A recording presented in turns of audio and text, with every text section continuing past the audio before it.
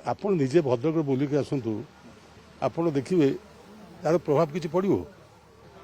ବର୍ତ୍ତମାନ ମଧ୍ୟ ବି ଧରନ୍ତୁ ମୁଁ ଦଳ ଛାଡ଼ିଦେଲି, ଲୋକ କହିବେ ମୁଁ ଜଣେ ସୁବିଧାବାଦୀ, ମୋତେ ଏମ୍ଏଲ୍ଏ କଲେ, ମନ୍ତ୍ରୀ କଲେ, ଦଳର ଉପସଭାପତି କଲେ, ମୁଁ ଦଳ ଛାଡ଼ିଲି।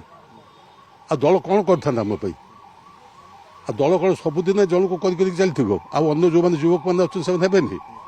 ତେଣୁକରି ଯେଉଁମାନେ ଯାଉଛନ୍ତି, ମୋର ଅନୁରୋଧ ସେମାନଙ୍କୁ, ସେମାନେ ପୁନର୍ବିଚାର କରନ୍ତୁ। ଯିବା ଫଳରେ ତାଙ୍କର ଲାଭ ହେଉଛି ନା କ୍ଷତି ହେଉଛି?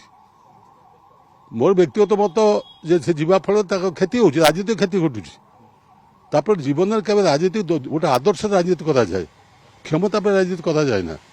ଆମେ ଯଦି ଆମର ଗୋଟେ କୌଣସି କ୍ଷୋଭ ଥାଇପାରେ ନବୀନଙ୍କ ଉପରେ, ନେତାଙ୍କ ଉପରେ, କିନ୍ତୁ କ୍ଷୋଭ ଅର୍ଥ ନୁହେଁ ଆମେ ଦଳ ଛାଡ଼ିଦେବା, ତାଙ୍କ ସହିତ ଆଲୋଚନା କରିବା।